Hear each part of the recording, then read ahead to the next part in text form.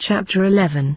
How occult virtues are infused into the several kinds of things by ideas, through the help of the soul of the world, and rays of the stars, and what things abound most with this virtue. Platonists say that all inferior bodies are exemplified by the superior ideas. Now they define an idea to be a form, above bodies, souls, minds, and to be one, simple, pure, immutable, indivisible, incorporeal, and eternal, and that the nature of all ideas is the same. Now they place ideas in the first place in very goodness itself, that is, God, by way of cause, and that they are distinguished amongst themselves by some relative considerations only, least whatsoever is in the world, should be but one thing without any variety, and that they agree in essence, least God should be a compound substance. In the second place, they place them in the very intelligible itself, that is, in the soul of the world,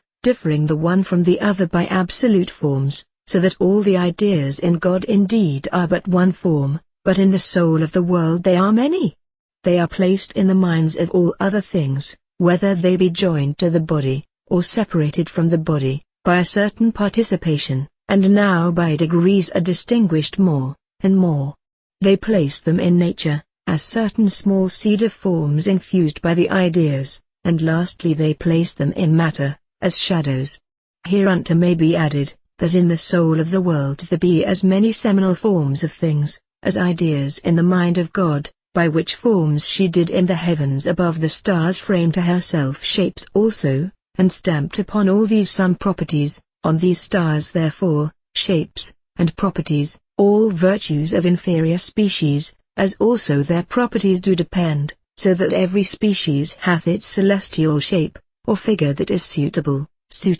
to it, from which also proceeds a wonderful power of operating, which proper gift it receives from its own idea, through the seminal forms of the soul of the world. For ideas are not only essential causes of every species, but are also the causes of every virtue, which is in the species, and this is that which many philosophers say, that the properties which are in the nature of things, which virtues indeed are the operations of the ideas, are moved by certain virtues, viz. Such as have a certain, and sure foundation, not fortuitous, nor casual, but efficacious, powerful, and sufficient, doing nothing in vain. Now these virtues do not err in their actings, but by accident, viz. By reason of the impurity, or inequality of the matter, for upon this account there are found things of the same species, more, or less powerful, according to the purity, or indisposition of the matter, for all celestial influences may be hindered by the indisposition,